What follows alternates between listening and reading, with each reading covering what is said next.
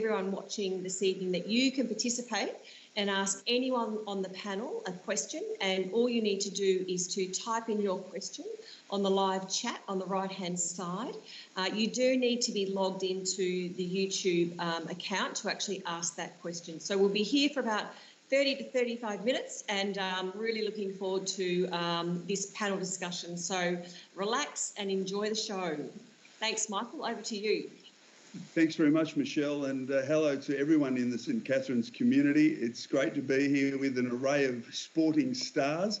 So hopefully we'll get across a little bit of ground through the next 35, 40 minutes or so. But I thought it'd be really interesting to start with asking our sporting stars about how they actually got into sport. And of course, you know, they've all achieved at the highest level, but everyone starts from a kid loving and enjoying the sport, and from that perspective, growing and becoming, in Leighton's case, a world champion. So we might start with Leighton. And Leighton, maybe just tell our online audience about how you started in tennis, because you played a bit of footy when you were younger too. Yeah, I came from a really sporting family. My mum played netball. My dad obviously played in the SNFL and in the VFL for Richmond. So my uncle and grandfather all played AFL footy. So that was really my passion growing up. My parents, once they stopped their respective sports, they just joined a local tennis club in Adelaide. And I kind of just got dragged along. And while they were playing, I just started hitting with mates from about the age of 5 there. And it wasn't until I probably got to about 13 years old that tennis started to take over. I really enjoyed the AFL background of being in the locker room with your teammates. I enjoyed training for Australian rules football so much more than tennis. Tennis is a very individual sport as well. But then the results, once I was picked in junior Australian teams to go overseas, I sort of had to come back to Australia and really reassess where I was at. I used to think I was pretty good at footy, but yeah, I think I probably chose the right sport in the end. And what about you, Chris? I mean, because you were an elite basketballer when you were younger as well. Was that a difficult decision to make? Yeah, I enjoyed both. I played, obviously, basketball in summer and football in winter, so it was a nice balance of both sports. I think basketball helped immensely with the skills of football, and they work actually quite well together. And I'm from a big family of 5, so we 3 older siblings and 1 younger sibling who's at North Melbourne, Robbie. So we were very competitive, you could say, in the backyard at back in Mildura. So it was a good base to start sort of that competitive sport. And just I enjoyed sport just through school, basically, with your friends. If your friends played football, you played football. If they played basketball, you seemed to gravitate to basketball as well. So I think school plays a huge part in actually which direction you end up going. And I was fortunate enough to play junior football in Mildura, then went to Bendigo and was drafted from Bendigo in year 11. Well, and Das, what about you growing up in Adelaide?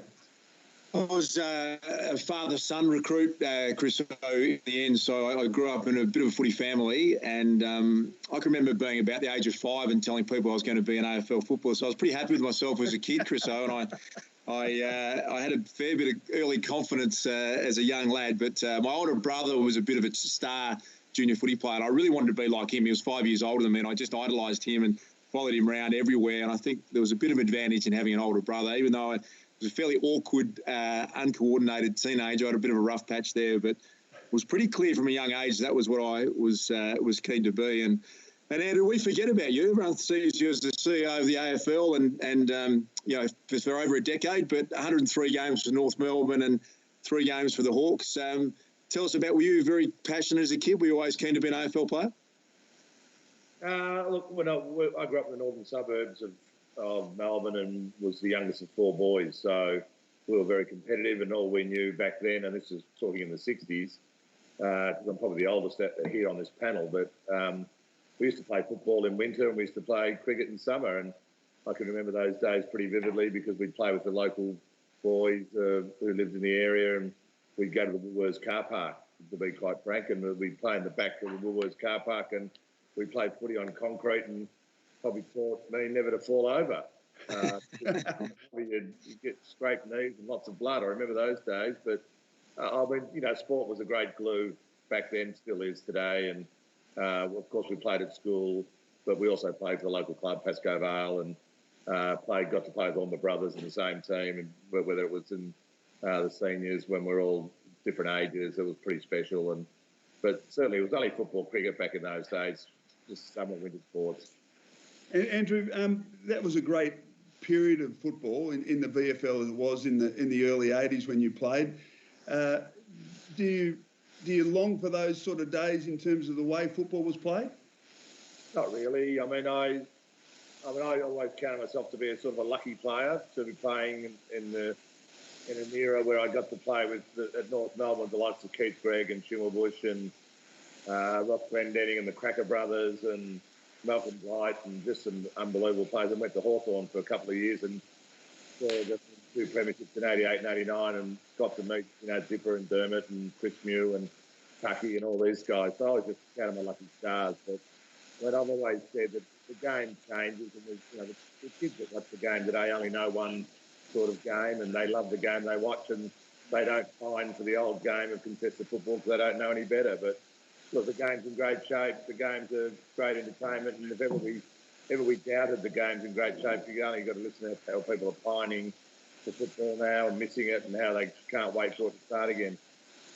Yeah, and Chris, it's very interesting to hear Leighton say he really got into tennis at the age of 13 as a gun junior footy player, and 7 years later, Leighton, you're at the US Open and you're playing against Pete Sampras, who at that stage is the greatest player in the history of tennis. And our worlds collided at that stage. I was on an end-of-season trip with about 6 of my teammates. We'd had a couple of beers, it's fair to say, in the grandstand, and one of my teammates bizarrely had bought a Sharon football. And I was reminded of this story recently and had decided when you won, it was the most remarkable victory to see a 20-year-old beat Pete Sampras. He kicked the ball onto the Flushing Meadows centre court. Now, do you remember this? Because we could see you marked it beautifully and we're having kick to kick as you're waiting to get the trophy. So was I imagining that, or did that happen? Well, no, you boys obviously missed the finals that year because you went on a end-of-season trip pretty early. But, it was a special day. It was a special day for me. I really had to pinch myself walking out there for my first Grand Slam final, playing a guy who I idolised as a kid growing up, Pete Sampras. But as I walked onto the court, went up to the net to sort of go for the coin toss, and then I had Ivan Lendl actually doing the coin toss for the match. So for me, it was a real moment where I had to hold my nerves. Two of the greats that I used to go and watch every single year at the Australian Open, and all of a sudden I'm playing against one of them in a Grand Slam final. But I was able to get over the line, play one of my best matches, and I do recall the Sharon coming out onto centre court there at Arthur Ashe Stadium from. I think you're up fairly high, you boys. It's a big stadium there in New York as well. But yeah, got the footy. I was going through. You didn't have courtside seats. yeah, we're on a tight budget, the Bulldogs, Chris. So we barely got paid back in that era. So I tell you what, we did enjoy though. Leighton generously invited us to his after party. Chris, invited or we gate crashed might be a better term.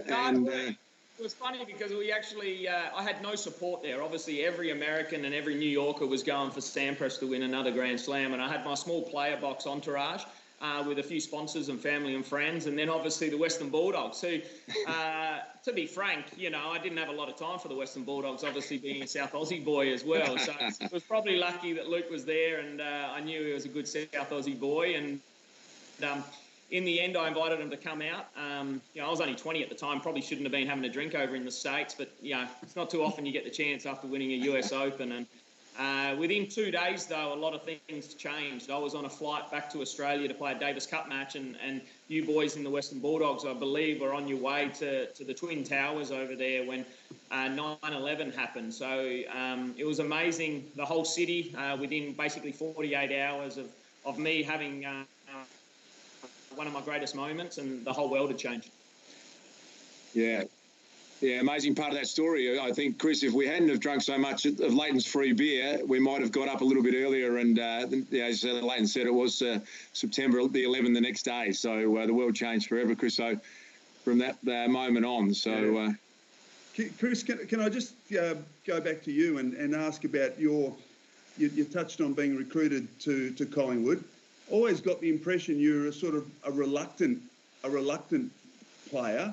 at the highest level, and that you really enjoyed your hometown and really enjoyed your mates. What was that period like? I mean, was it just about going home every summer and then trying to get a bigger contract? Is that why you did it? Yeah, basically, yeah. It's a big. I suppose I started in Madura, ended up in Bendigo, and ended up in Melbourne. Just a transition, I suppose, of going into Melbourne as a 17-year-old. I think it's quite young. Leaving me by myself at 17 years old is probably not the smartest move. But so it took a while to adjust to the Melbourne lifestyle, the Melbourne bright lights, but. It certainly had its challenges early, but was recruited with a couple of really good friends still. So we formed that bond quite early, and it made it a lot easier actually to adjust to playing football in Melbourne. So is that the Rat Pack you're talking about now? Yeah, I'm not sure how I got bought into that. I was always the innocent one. Let's hope Bella doesn't have my cheekiness. Those poor teachers. All those guys, still great mates with all those guys. I mean, we had a great time. I think football, late 90s, you still have that sort of social side of football, and it sort of didn't turn really sort of professional until that early 2000s, where the guys were still working. I remember Damien Monkhurst was still working when I first arrived, and a lot of guys had jobs on the side, so it really didn't go to that full professional level until early 2000s, and once it sort of hit that level, I think everyone sort of started to sharpen up a little bit, and the days of heading out and seeing Hawthorn in one corner and Collingwood in the other, and sort of all changed sort of since the mid-2000s. It changed, Andrew, about the time you became CEO of the AFL, because that was the era where the big TV rights contracts were signed. I mean, that must have been an exciting time for you being in that position. It was pretty exciting and pretty nerve-wracking, because back in those days we were switching from Channel 7 to Channel 9, and we had to deal with the likes of Rupert Murdoch and Kerry Packer. So I used to go to those meetings and I mean, almost petrified for about 3 or 4 days prior to that. And then when I got there, it wasn't unusual to be thinking about, sort of rushing off to the toilet, because you were that petrified of what you might say and what you might discuss, that you thought, if I make a wrong move here, it's curtains. But look, we got lucky back then. We had a good result.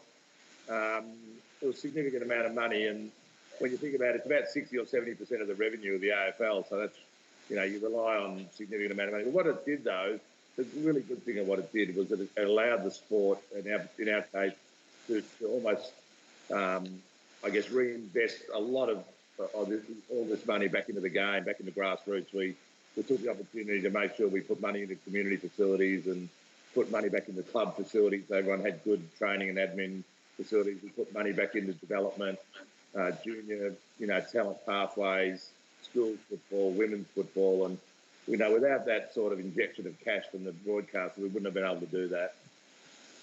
And what about how? I mean, you talked about how nerve-wracking it was. Was there any sort of stories or anecdotes from those meetings with Packer? Because Luke and I were both involved at Channel 10 at the time, and one of the more remarkable things was that the contract that Channel 9 signed didn't include finals, which is obviously the centrepiece of viewing. Channel 10 had all the finals. It was a bizarre decision that they made. Yeah, well, they were bizarre times. I can tell you, in the renewal in 2006, Channel 10 and 9 had the broadcast rights from 2001 to 2006, and about a year before we were about to renew, Channel 10 had jumped ship to join Channel 7. And we got the shock of our lives, because it meant that Channel 9 were left out on their own. So I'll never forget myself and my chairman, Ron Evans, flying up to Sydney to meet with Kerry Packer and James Packer for dinner at James's house in Bondi, and almost begging Kerry and James to stay in the hunt, and would they at least bid and would they at least compete, because if we didn't, we'd have no competition and no competitive tension. So to his great credit, Kerry Packer, after about half a minute of asking him to stay in the race, he said, "If you give me my word you won't use me as a stalking horse, I will bid." And he said, "Let's have dinner," and we did. About 6 or 9 months later, we had a first and last we had to give to Channel 7 and 10. We had to show the bid from Channel 9 to Channel 7 and 10. We did. It was a very low bid. It was about $525 million. Channel 10 knocked it back, which was ridiculous at the time. So they could have taken it with 7, and we went back to Channel 9 and said, well, they've knocked it back. Now you can put a last bid in, and they put a bid in for $680 million. I'll never forget it. And I got a phone call from Sam Chisholm, actually, from Channel 9, after Kerry had said authorise the bid. And I said, look, he said, look, we're putting a big bid. What do you think, son? What do you call people? And I said, look, it's a very good bid. It's very grateful for it. Please thank Kerry. It's probably a good length ball, just probably short of a good length. If you could do a bit better, it might knock them out, but, you know, it's a substantial bid. He called back within half a minute and said, OK, we're making it $780 million. So we had to call the clubs together within 24 hours. We had to accept the bid within 24 hours. We did that. We accepted the bid. And then 2 or 3 days later, my chairman rang Kerry Packer to thank him, to say thanks very much for the bid. We're waiting for Channel 7. We've got 14 days to match the bid. And he said, well, thanks, Ron. You won't be hearing from me again. And then he passed away. Turned off his dialysis machine and he passed away. And he went to his grave not knowing whether 7 would match the bid or not, and they did. Wow. Yeah, remarkable story.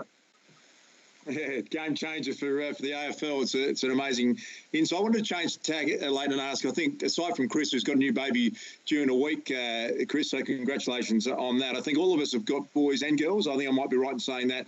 Chris has got his second daughter on the way. And for me, Leighton, I find if you talked about parenting a boy and parent, it's almost a different planet. Like you just had Sienna next to me, and I get feedback from her that is so quick and so savage. In fact, she just sent me a message saying, you're talking too loudly, it's embarrassing, you need to quieten down. So that's a little insight into my world with a daughter. How do you find it? Is it chalk and cheese for you having the girls and having a son? Yeah, no, it's been totally different. And for me, the biggest thing has been their personalities. You know, they're born with it, and the drive that they have and how they want to go about their life as well. Because, you know, both my daughters could not care less about tennis. Have absolutely no interest whatsoever of picking up a racket. They wouldn't know which way to hold it. And then Cruz, on the other hand, all he wants to do is play tennis or footy. So, you know, for me, it's totally different. I'm lucky I've got Beck to help me out with the girls in terms of their dance and gymnastics, because I'm no help. I wouldn't know where to start with trying to enter them in a competition. But, yeah, both my girls, and in particular Ava, my youngest, who was just here, she's 9, but she's very self-driven. And for me, it's just about being there to support her and you know, give her the opportunity. She was doing high-end gymnastics only a couple of years ago, and it got to a stage where with the gymnastics, it's pretty full on with the training, and she was going to have to give up basically everything else in terms of all the other sports she was doing. And, you know, I didn't want to make that decision for her. So in the end, she made it that she wanted to continue with dance and running and swimming and all different stuff. So she ended up giving up gymnastics. And for her to actually make that decision and be at peace with it as well was something I was really proud of. And they reckon, I hear, Leighton, that Cruz doesn't hit a bad ball either. Yeah, no, he goes all right. He's improved a lot over the last probably 6 to 12 months now. I guess he's been very fortunate, though, obviously, being around the Australian Davis Cup team, and he actually has hung out with Dominic Thiem a couple of times, and to have role models and guys like that he can look up to and inspire to become one day. He's been very fortunate, and, you know, to be able to explain to him as well, though, that doesn't happen every day. You know, you've really got to enjoy those positions that you're put into, and being able to go to the Australian Open and watch the guys practice day in and day out. But, you know, for me, I love going. He plays for South Melbourne Bloods in the footy. Meant to play the under-12s this year, and they make me the runner. I think they're taking the piss a bit. But, you know, for me, I've got to go out there and put the yellow vest on and run. But we've got a pretty brutal coach out there as well. So I think he's just trying to keep me fit. Every time I get back to the boundary, I've got to go back to full back or full forward and give another message. So it's a lot of fun, though. And I think this about is, parents and sport is such a big part of our kids' lives. And I think especially growing up here in Australia, and we have to try and embrace that as much as possible and give them plenty of choice that they can end up choosing which path they may want to go down. But I think you create so many friendships over the journey as well, no matter which sport you choose. And, that's one of the great things I think about living in Australia.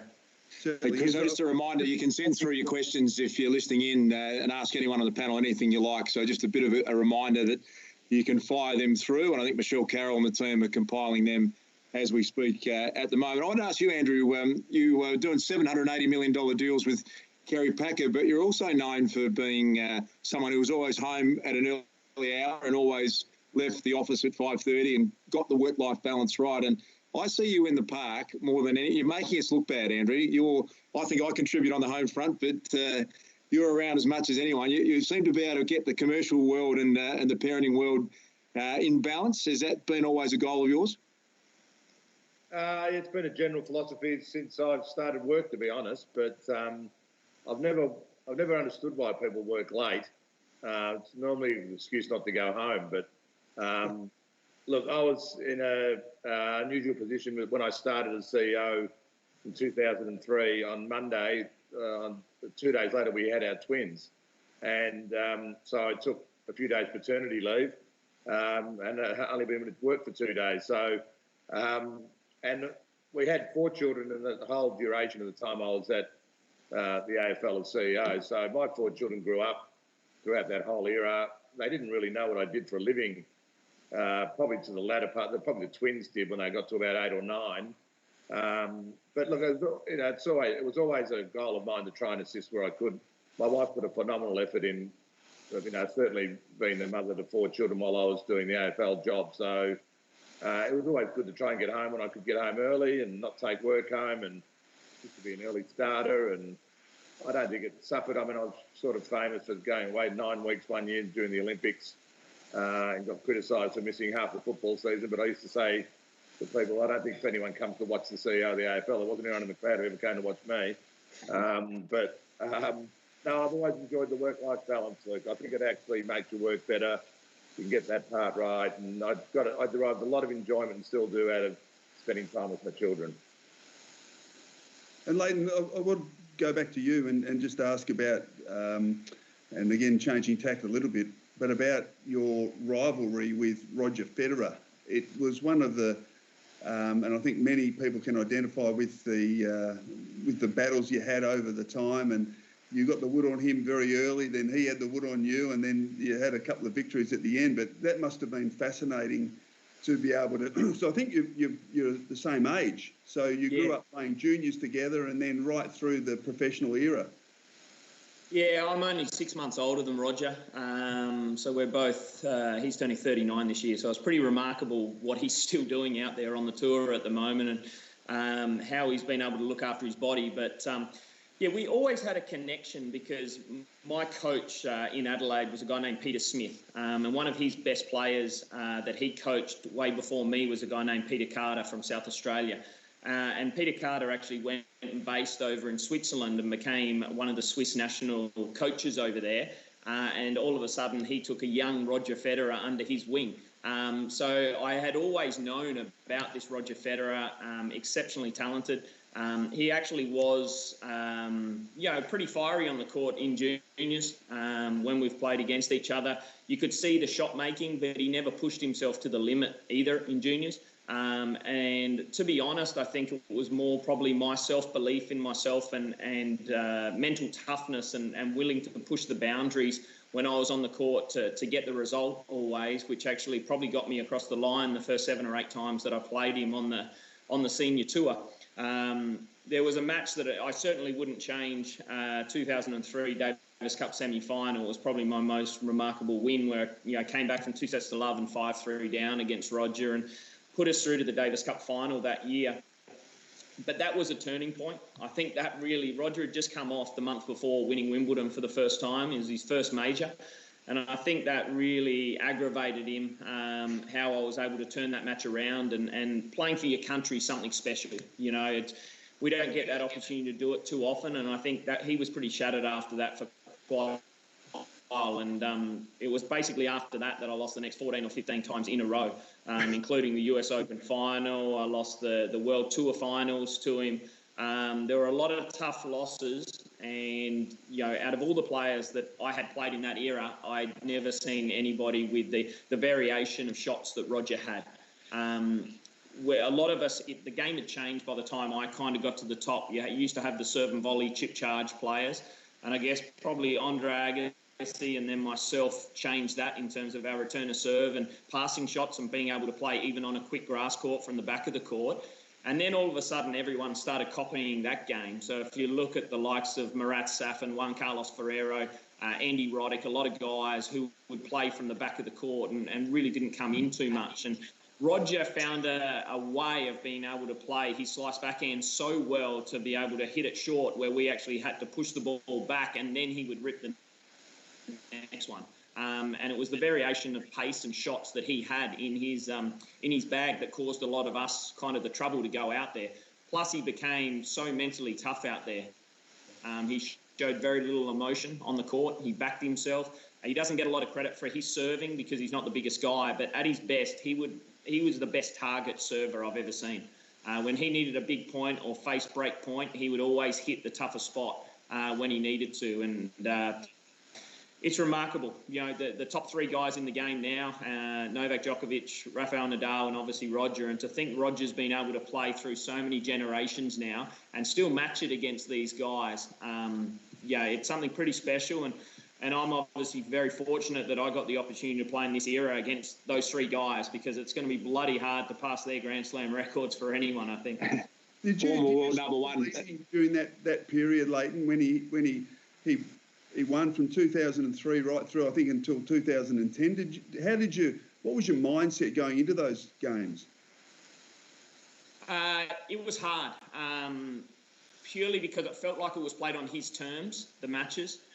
So you would try different things, but you felt like at certain times, if he came out and played at his absolute peak, you were going to be up against it. So then my natural game was more a counter-puncher from the back of the court.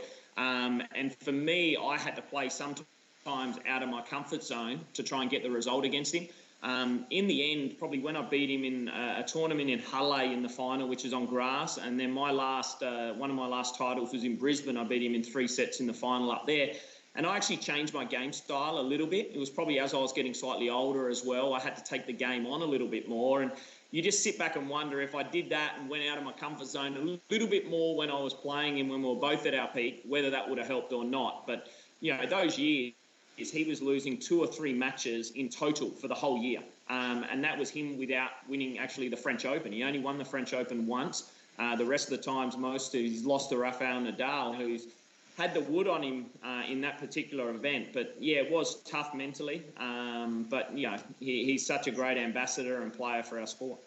I want to ask Chris, if I can jump in and ask, can I ask Chris one quick story? There's an apocryphal story around about you at the moment, Chris, and you had an amazing career. Played 268 games, kicked 367 goals. You're an All-Australian, a 5-time leading goal kicker. So it's a remarkable career on any level. But there is a story around you, Chris, that I haven't heard you answer, that, and this may come back to burn you, having a young daughter at some stage who will be doing exams. Is it true in your Year 12 English exam, after you'd been drafted the day before to Collingwood, you simply wrote on the exam, "Go Pies," and then closed it over, and they changed the rules after that in terms of when the draft age? Is that a true story or not? It's partially true. It was in Year 11. I had just been drafted, and at that stage, I think the Year 11 exams, you just had to show up and write your name on the form and you passed. It wasn't really a score that you were going for. So I did write that. I did write "Go Pies" and packed up quite quickly and got out of there. So partially true, but I hope my daughter never hears that. But I was a top 10 pick, so I thought I had, it was a fair statement. So, Chris, just while you got the floor, in terms of what happened at Collingwood, you left and went to Fremantle for 4 years. What were the circumstances behind that? I think it was just I had a couple of injury seasons in 2006 and 7, and I just couldn't get on the park. And it was at that time I was on pretty decent contract with the Pies, and they probably thought I still had really good value out in the trade market. And it was basically a mutual decision between us. I sat down with Nick, and he thought that I'd probably just stagnated a little bit with my football. I couldn't get, I was only playing 10 games or 12 games of post-season. So, and Fremantle could see some real value in me as well. So it was it ended up being a great move for both clubs. Collingwood got the number 8 pick, which they picked up, Ben Reid, who went on to play centre half back in the Premiership side, and Fremantle got me. I'm not sure if they won out of that, but and I went on to play some half decent football. Even though I went down towards the back end at Fremantle, I ended up playing a couple of some really good seasons down there as a centre half back. So that was a good change, and I think that sort of brought just a different game style for me and different challenges, which certainly helped my football as well. And the fairy tale back to Collingwood. Then back to the Pies. I don't know. It was a strange one. I agreed with Hawthorn that Hawthorn approached me in that trade period, and they said, look, I met with Alistair Clarkson and Hodgie and a couple of the other players, and I was really impressed by their organisation. And I had agreed to head to Hawthorn, and they were just sort of sorting out picks, we had a call from the Collingwood recruiting officer, and he said, look, Nick wants us to catch up with Chris, and he just wants to see how things are going. I ended up sitting with Nick for a couple of hours and spoke about life and football, and after that they reconnected with my manager and said, look, we really wanted to get him back, and so I had to take very basic wage there, and it was a decision of going back to the jumper, or there were so many things around that period of time. It was a big decision, but going back to the black and white, it was a dream come true, but just couldn't finish off in 2011, losing that grand final to Geelong. And I did run into Hodgie after that, and he goes, "You sure you made the right decision?" Obviously, I went along and won 3 in a row. So it was it was great to get back there. Hey, Andrew, can I ask you? Still working there, Chris? Sorry? Are you still working? And you're still working at Collingwood? I am. They can't get rid of me at the moment. Or they can at the moment. So we're all working remotely. But yes, in the Pies, in the commercial department there. So obviously strange times at a football club at the moment. We're all just hoping that the games can continue in the next couple of weeks, and we can we can get back to some normality. It's obviously very important. The clubs employ a lot of staff and on the football side and the commercial side, so and the players as well, who have obviously taken a fair pay cut, are obviously pretty keen to get back out there. I think Michelle might be jumping on in a second, Chris, with some questions from the St Catherine's family. I just want to ask Andrew about a story. Last time I was on a panel with you, Andrew, AFL players find weird and wonderful ways to get in trouble, but I think this one might be the most extraordinary, and you might have got a bit of backlash on the back of this, and I think you know where I'm heading. Andrew was a guest on Talking Footy, Chris, and literally in the ad break, the producer came out. There's 20 seconds to go live back on air, and the producer comes out and he says to me, this is a true story. St Kilda players on their Mad Monday have set fire to some dwarves. 10 seconds, 8 seconds, are you going to go back with it? And Andrew is the CEO of the AFL at that stage, and I might have asked you about it. You didn't know whether it was true or not, and I think you got yourself in a bit of trouble on the back of that. So I apologise, Andrew, if that was my fault. Of all the incredulous things I'd ever heard of the AFL, we always used to try and deal with the unexpected, but that was the most bizarre story, because for probably the first few minutes before we got told that story, all of us on the panel, I think Wayne Carey was there as well, and Bruce McAvaney, I think, we're all sitting there saying, this can't be true. I mean, it's just mind-boggling that there's a dwarf has been set fire to, and then as the next commercial break, and I got the giggles, I couldn't stop giggling because I thought it must have been a joke. Next commercial they came and they said, it's true. Unbeknownst to me, I'd offended every dwarf in Australia, and had a call from the Dwarfs Association the next day and had to ring and apologise and for any offence that was caused. And the fellow I did speak to, who was the dwarf that got set on fire, said, look, no worries, it's all okay. My business has gone through the roof since that story unfolded. So it was an unusual one. I think it might have been related to Scotty Watters from what I got told thereafter. So, Michelle, you're back online. Are you ready for the questions?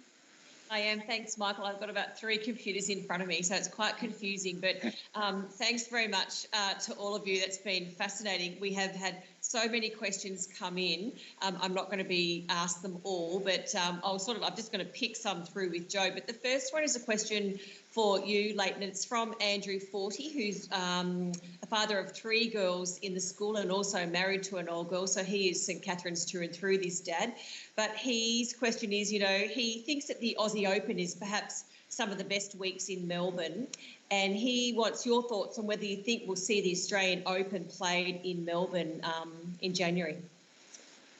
Yeah, well, it's funny you asked, because I was actually on a long call this morning with Craig Tiley with a lot of the performance department when Michael Christian tried calling me and talking about tonight's dinner. But I think the best case scenario right now, with the travel restrictions and obviously international borders, would be to try and get the international players here, and that would be roughly around 500 players. Probably have to isolate in some kind of hub, probably for a couple of weeks where they can still train, staying all at the same kind of hotel.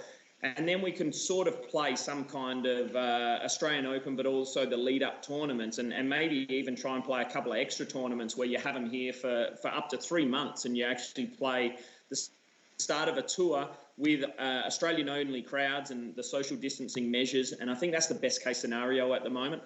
Financially, it would still be a slight hit to Tennis Australia and on the back of that, because obviously a lot comes from international and corporate money. But I think right now that would be the best case scenario for us to do.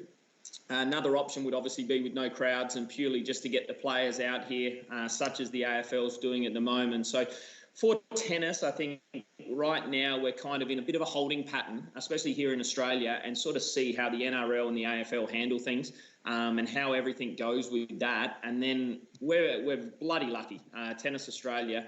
And we got through the Australian Open this year. I remember being in the locker room and you have all the newspapers and it was talking about the coronavirus, but no one really took it that seriously on the front of these newspapers.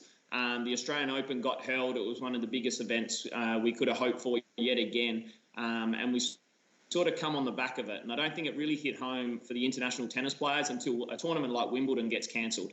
And, that's never happened before. And to see something like that happen, I know the US Open are trying their best to play something with no crowds in August.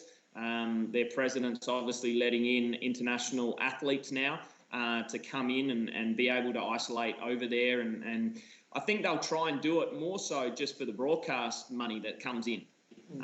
The TV rights, and that's probably the same as the French Open. But for my players and the Australian guys, it makes it really difficult for them to try and come back into Australia and possibly isolate for 2 weeks in a hotel every time they go over and try and play in one of these events. So unlike the AFL and NRL, I think tennis as a whole, as we've known it on the ATP and WTA tours for a long time, I think it's going to look different for the next year or two. Yeah, that's good. That's good. Luke, this is a question for you from Rob Marshall, who's our deputy principal at the school, and he's interested in AFLW and women's sports sort of going forward and really going from strength to strength, although there's, will be a tightening of the purse strings, after this year. But, what impact do you think this will have on girls' approach to sport and if it will change their approach to sport? Yeah, that's a good question, Michelle. And look, I've loved, Sienna organically playing 4 years of junior footy, and I've always found it, having 3 boys as well, that trying to get connected sometimes to Sienna sport has been a challenge. But footy clubs are so well set up with the club environment and all the infrastructure there that it tends to be a bigger gathering place for the family. And so I've loved the fact that the girls, and you look back and think, it's remarkable. It took so long to get to the point where everything is, wasn't available. And so I've been blown away by it, Michelle. It's changed my thinking completely. I've loved the participation, and I've loved the way the girls have really embraced it. And I think it's it'll take some time to build it to the point where it's sustainable. And I think maybe making comparisons to the boys is not that helpful at times, because that's 100 50-year-old competition and beyond. But I've loved it. I've loved being able to go down. I did offer to coach her, and she said, "How embarrassing. Why would you even say that?" So I'm back in my place again, but I've enjoyed being on the sideline. It's been a great experience, and I'm just blown away by how well the girls are doing. Yep. Luke, we do encourage our Year 9s to really shape their opinions and to have a voice, but I'm sorry that it's all directed at you tonight. They're taking your message pretty well, I think. I'll talk to her when she lands back on campus. Michael, this is a question from you from John Dryden, and father of 2 daughters. I think you'll know John. Yes. And he's sort of said, will the AFL be somewhat more lenient this year with players having a shorter season and disrupted preparations? John, I think the answer is no. Look, it is going to be a challenge for all the players, and I think really from a fitness standpoint and from a skill standpoint, and I hope we don't expect too much from them come June 11. It's going to be a real challenge for players on such a short preparation to be able to pick up the pace of the game and their awareness and a whole range of issues that they'll need to get up to speed with. But I think from my position as match review officer, the game still needs to be played in the right manner, and so I know there's been discussions about how that's going to play out, but I think at the end of the day we still want to see the game played in the best possible spirit, in the cleanest possible way. So from that perspective, I don't think there's certainly no changes, as I understand it, to any guidelines that I'll be following in that role. So John, no, is the short answer. I'm sure he'll appreciate that. And a question from one of our school council members, Patrick Cody, who has asked really for any panel member, can any of you name a particular teacher who created a fork in the road moment that steered you towards really wanting to strive for excellence in sport? Maybe Chris, I just thought, is there someone that really sort of had an impact on you during your adolescent years? Well, my father was a teacher, so who taught me all through my junior career, actually. So he was probably a huge influence on me as a young kid growing up to angle me into sport. So, which is quite good because he used to let me do a lot more sport than probably the education part. So that was a bit of a bonus. But it's so he certainly shaped my early career. Yeah, that's good. Anyone else have someone that was quite significant in their adolescent sort of age? I had a teacher, Michelle, who said to me in high school, "You're useless. You're wasting time here. You'll never be any good. You'll never do anything with your life. Why aren't you like your older brothers?" So I think. Michelle, I had an iconic teacher who was my Year 4 teacher. His name was Peter Waters, and we were able to call him Muddy Waters.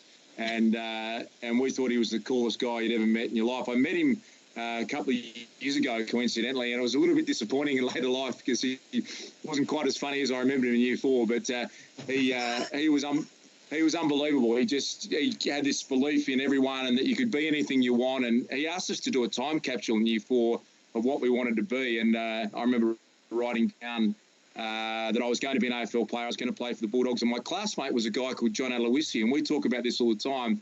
John ended up playing soccer for Australia and kicked the winning goal to put them in the World Cup. And he swears in this time capsule he wrote that he was going to kick the winning goal to get Australia in the World Cup. So we've gone back to the school looking around the grounds to see this time capsule, but maybe I wrote I was going to be a fireman and I've made it all up. But he certainly inspired us in Year 4.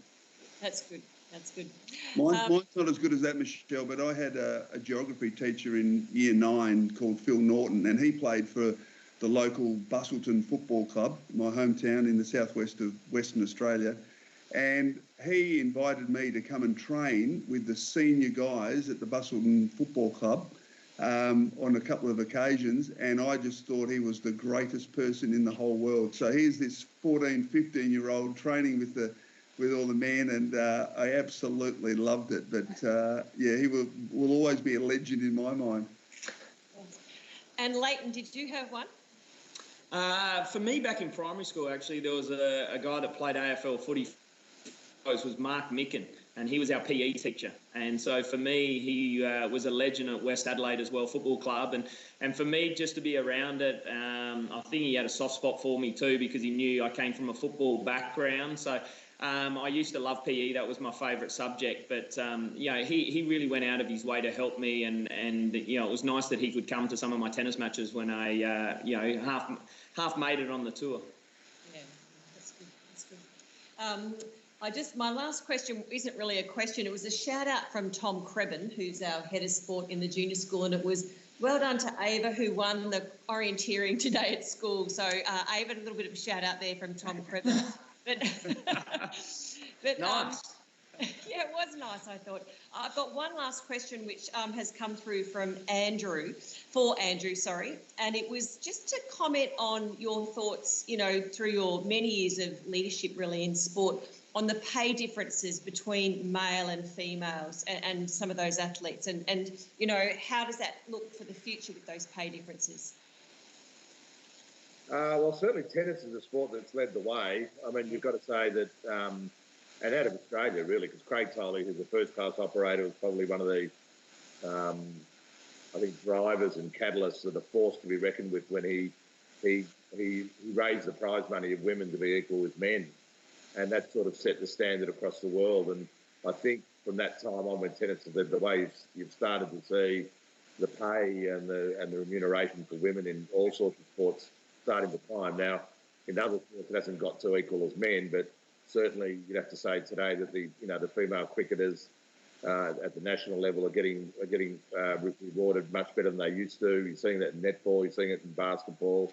There are opportunities abroad for girls and women to play sports abroad, basketball in particular is one.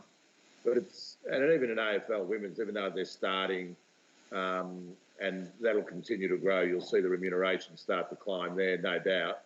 It's getting there, and so it should, because if you look at where revenues are generated in sport across the mediums, and we're talking about on television, whether it's pay or whether it's on free-to-air, quite often it's the female sports and the female participants who are dominating. And out of Australia, we've probably never been blessed with more talented women who are dominating their sport, whether it's Ash Barty or our women's surfers or our basketballers or Samantha Kerr in soccer. I mean, we are blessed at the moment to have a plethora of talent, and they are leading the way in helping generate more and more equality and fairness in the pay scale, and it's long overdue, much long overdue. Yeah, no, I agree with you. Thank you very much. And I think, Leighton, you must be impressed with Ash Barty, the young Queenslander, what she's really done for girls tennis, even in Australia this year. Really just, all of our girls knew her. I celebrated her achievements at Assembly, and everyone was really quite excited about her achievements. Yeah, well, it was pretty remarkable because Ash, coming up, I remember how talented a junior she was, and she was able to win the Wimbledon Juniors at a very young age, I think around 15 years old. And then she really went away from the sport of tennis because of the focus and pressure and demand. And tennis, it's tough at times because it is such an individual sport out there as well. So there's nowhere to hide once you're out on the court. And I think that's where she had to fall in love with the game again. And that's where she went back and played cricket and got that support network around her up in Queensland. And then just slowly started to build. But I spoke about Roger Federer and the variation of game that he has. Well, Ash is very similar to that. She has an amazing slice backhand. She has the best volleys on the women's tour by far. And so she had a lot of success in doubles, playing with Casey Delacroix, her good friend. And then that confidence came back onto the singles court. So it certainly didn't surprise us at all that she's been able to get to world number one and win a Grand Slam. But I think there's a lot of good young players coming, especially from America now over the next few years. And I think that's going to be exciting to see that sort of generation change now. We've obviously had the Williams sisters at the top of the game for so many years. Naomi Osaka, Goff, the young girl as well from America. She's going to be world number one day, and I think it's exciting to see. Yeah, that's great. I'm going to finish it there. Thank you very much, gents, for your time this afternoon or this evening and your preparation, of course, with John Talansis, who has worked with you across the week. It's been really enjoyable to listen to all of your insights. Thank you, Michael, for hosting this evening. Chris, my best wishes to your wife for the next week or so and the arrival of a new baby. Luke, I'll keep working with Sienna. I'm really sorry about that. And Leighton, it's great to have you now in our St Catherine's community. I know you've only been here for a few months, but thanks so much for coming along tonight.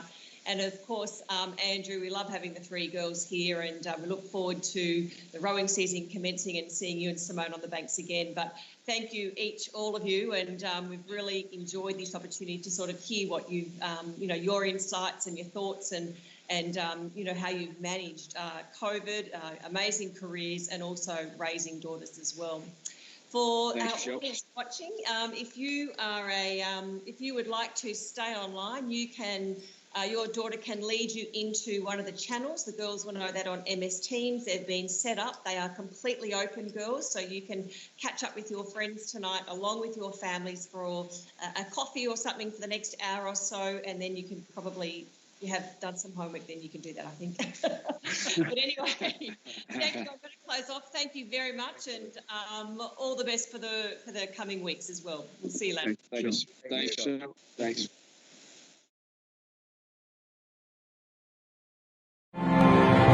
Still remember it like it was yesterday. It was a fantastic feeling. I went in there as the number one seed back in 2002, and so the pressure was on me in terms of you don't know how many opportunities you're going to get to win this. Yeah, who picks up a tennis racket, dreams of to one day be in this situation. It's an amazing feeling. It's the greatest tennis club there is in the world, and to go back. Yeah, you go there as a junior and you feel that tradition and you get goosebumps walking in there. But to go back there knowing that you've been able to hold up that great gold trophy is an amazing feeling, and to walk through there and see your name on all the boards around the premises is something I'll never forget, and obviously a member of the All England Club. They lead by 2 goals, Collingwood. He bombs it in long towards half-forward. A pack develops. Oh, Tarrant over the pack. An absolute screamer. Let's hope he can take his kick. He'll be able to take his kick. But no, he's come down limping. Beagle looks to play on. Magpies get a goal here. Listen to the roar. Tarrant! The moment of the day! Chris Tarrant has taken a specky into goal square. Wonka's kick inside the 50. Big one! Tarrant over the top. What a mark. Could well be the mark of the year, that one. Chris Tarrant. Huge leap. Came down the front of the pack as if it were a waterfall. Well, news just in from London. The Royal Decree has it that this is definitely the mark of the year. Haven't seen anybody up that high for some time, Dennis. That is a cracker. There was lots of expectation given the club hadn't won a premiership for so long. But I think the group really, we were more concerned about, from my perspective anyway, about doing the wrongs of the last couple of years, because we made the finals in 88 and gone out in straight sets, and then we lost the elimination final in 89. So it was more about that than worrying too much about the fact that the club had lost so many grand finals in the meantime since 1958. But it was a great work. The penalty kick out here to Footscray, that's Quill. Way out, and he's going to try and run around the man on the mark. He succeeds in doing so, and he kicks from 60 metres. A driving kick, Paxman at the back, but a brilliant mark by Darcy in the square. A terrific mark by Luke Darcy. Very good mark, but look, Peter Quill really has made a difference on that outer wing, returning to the side to play his first game for the year, and a couple of good strong attacks at the ball, and that time prepared to take the man on the mark on, deliver to the square, and big Darcy right there to take it. So Darcy from point blank range slams it through for a goal. Footscray have moved their score onto 2-4, leading Fitzroy one solitary goal. Medal night. Yes. Okay, I'll pick the random game. Yes. Okay, random game. Gold Coast versus Richmond. Go to one vote. So one vote. Gold Coast Suns, one vote. G. Ablett. G. Ablett. Disappointing for Ablett that game, but only got the one vote, but still good. There we go. That one. 2 votes. Richmond, J. King. Beautiful. You really, the pronouncing, you're getting to the back of the room too. That's great. And 3 votes. Yeah. 3 votes. Gold Coast. Carmichael Hunt. Well, hang on. What? Don't you just do the initial?